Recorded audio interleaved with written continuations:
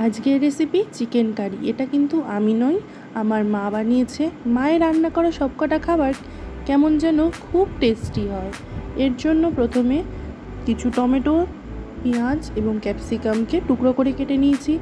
বাজার থেকে আনা মাংসটা ভালো করে নুন জলে ধুয়ে নিয়েছি। এরপর কিছু আলুকে দু টুকরো করে কেটে কড়ায় ভাজতে দিয়েছি। মাংসটাকে হলুদ গুঁড়ো, লঙ্কা গুঁড়ো, কাশ্মীরি লাল লঙ্কার গুঁড়ো, চিকেন মশলা আর ধনে গুঁড়ো, জিরে গুঁড়ো সহ ভালো করে ম্যারিনেট করতে হবে। এরপর দিতে হবে 1 চা চামচ সর্ষের তেল। তারপর দিতে হবে কিছু কাঁচা পেঁয়াজ দিয়ে কিন্তু ভালো করে মাংসটাকে ম্যারিনেট করতে হবে। ম্যারিনেশনটা কিন্তু খুবই ইম্পর্ট্যান্ট একটা পার্ট। এরপর কিছু রসুন, কিছুটা আদা এবং কিছুটা পেঁয়াজ ভালো করে গ্রেটারের সাহায্যে গ্রেট করে নেব।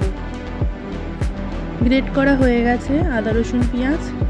এবার কড়া থেকে যে আলুগুলো ভাজতে দিয়েছিলাম সেগুলোকে একে একে তুলে নেব। এরপর সেই তেলটার মধ্যে একটা শুকনো লঙ্কা, কিছুটা জিরে আর দুটো তেজপাতা ফোড়ন দিয়েছি। এরপর দিয়েছি ক্যাপসিকাম এবং পেঁয়াজ। এগুলোকে ভালো করে ভেজে নিতে হবে।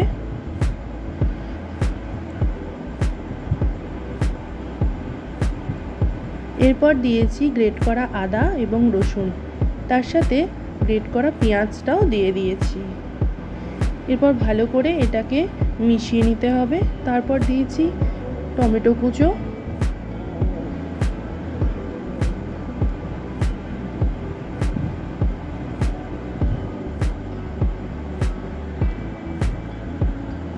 ভালো করে সবকটা উপকরণকে মিশিয়ে নিতে হবে।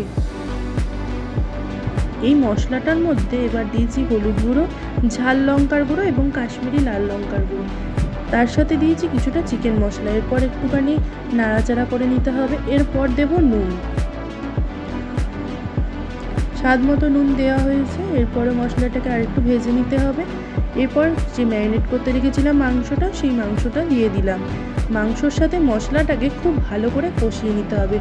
লো মিডিয়াম ফ্লেমটা রেখে আর কড়ায় একটা ঢাকনা দিয়ে এই মাংসটাকে ভালো করে কষিয়ে নিতে হবে।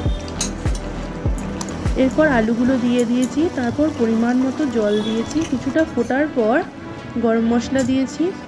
এখন কিন্তু আমাদের মাংস সম্পূর্ণ রেডি। গরম ভাতের সাথে মাংসটা পরিবেশন করলাম।